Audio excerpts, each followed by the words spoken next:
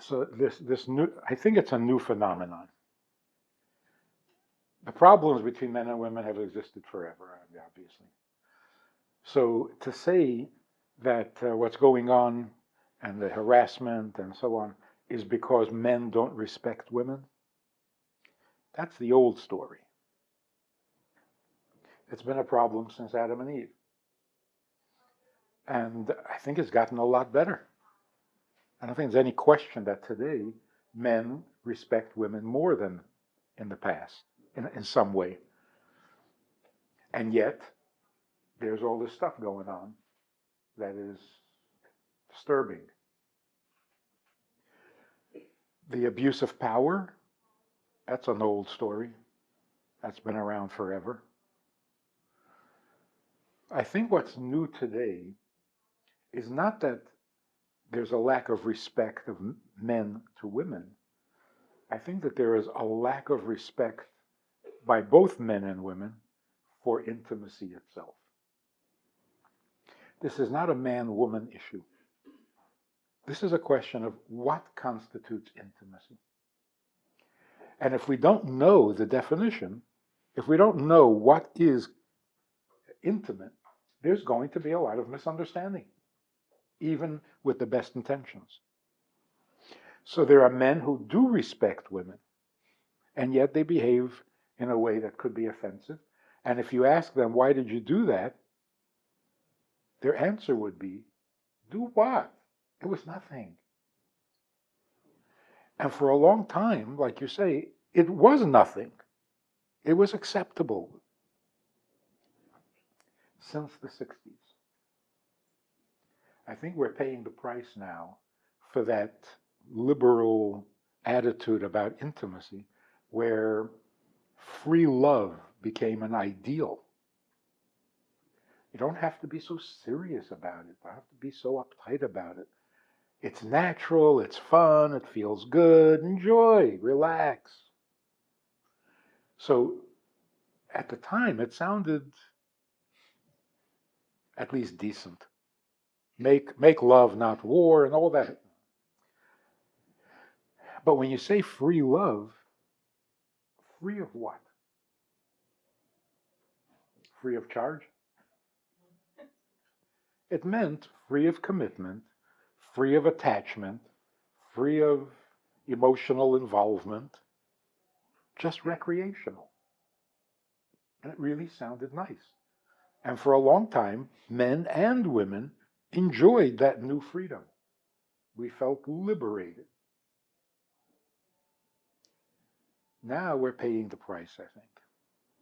Because if we don't have a definition for what intimacy is, we're going to cross the border, even unintentionally.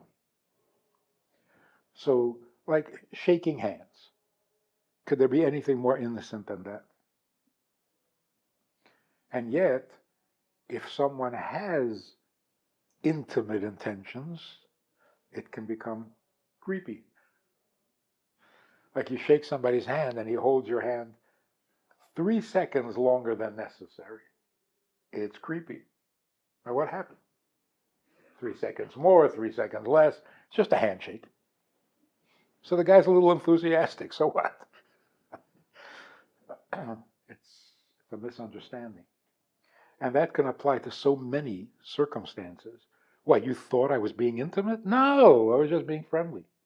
Oh, you thought I was just being friendly? No, I'm really into it. Well, how are you supposed to know? So a good example would be closing the door. You walk into a woman's office and you close the door. And she says, leave the door open. I said, why? What are you, suspicious? Are you accusing me of something? And it becomes nasty. So rather than insult the guy, you let him close the door. And then it's downhill from there, because if you're not going to object, where is it gonna? So I think the solution is not more legislation, more rules and regulations that will separate men and women from each other even more. That's not a good thing. What we need really is a definition of intimacy. Because what has happened is that intimacy is now a subjective experience. If you meant it as being intimate, if you were feeling intimate, then it's intimate. But if you weren't, then every act, every touch, every activity is non intimate because you didn't intend it to be.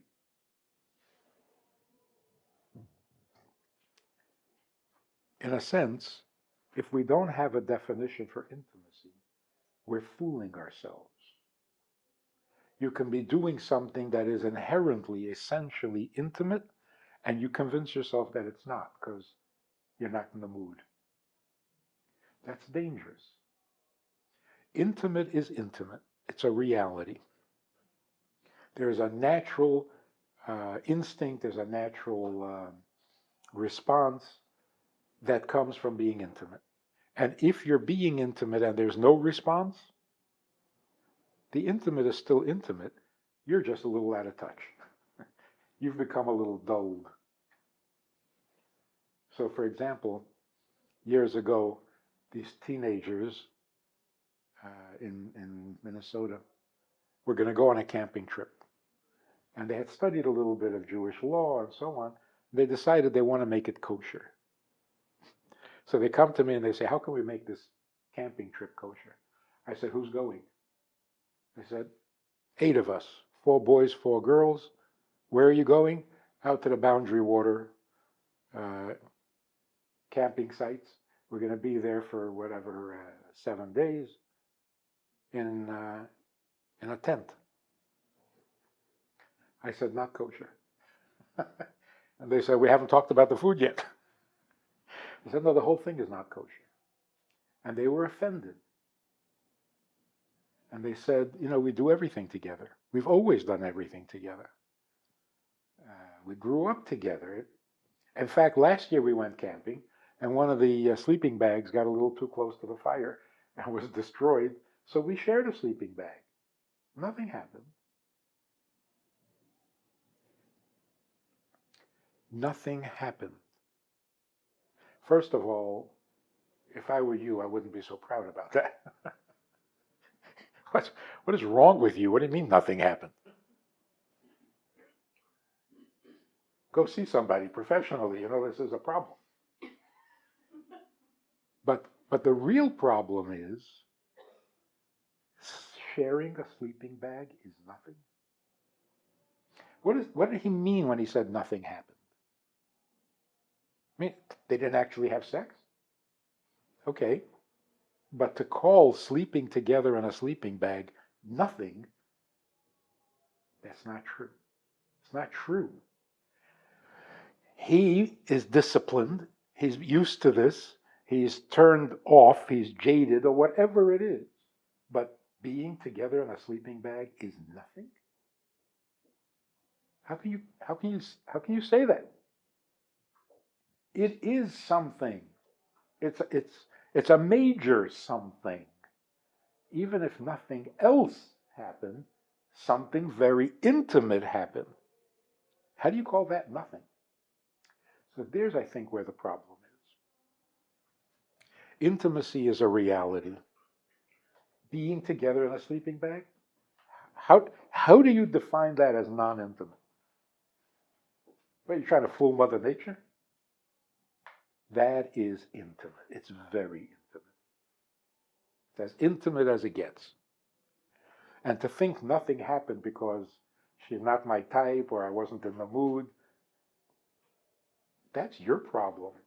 That doesn't mean that the nature of the act has changed.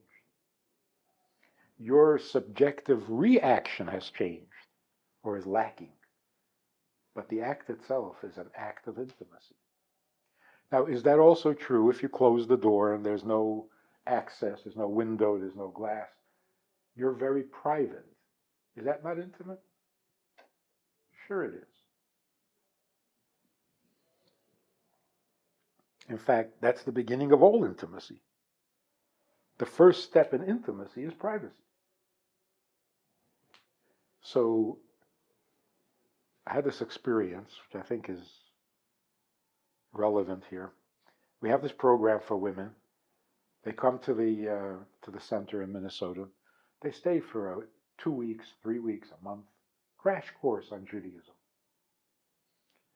And this is back in the 70s when women were nonconformist. They didn't want to play the beauty game. They weren't going to do the game that their parents played. And so they kind of neglected themselves. And some of them were very religious about it, and they neglected themselves badly. There was this one woman who had gone way, way too far. The other women would not share a room with her. Anyway, it was really bad. She needed to talk to me privately, and I had this tiny little office, closet, whatever we would call it. So we went inside. It was just big enough for two chairs on our little table. She was sitting next to the door, and she closed the door. I said, leave the door open just a bit. She said, why?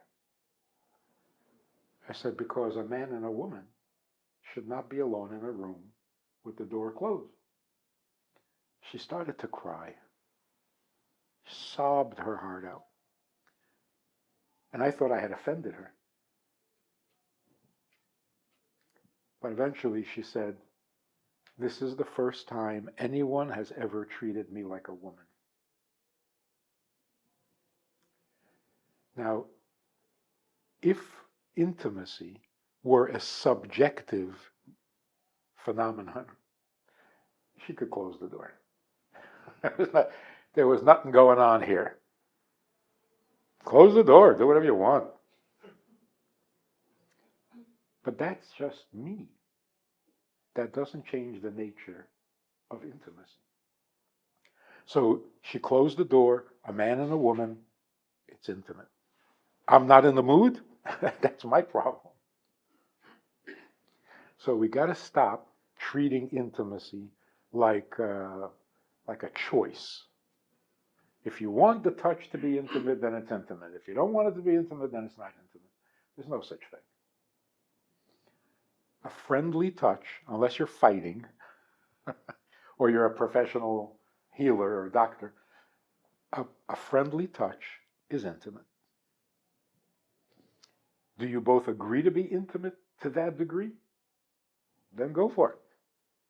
If there is no understanding, there's only the assumption, then you can't risk it. So,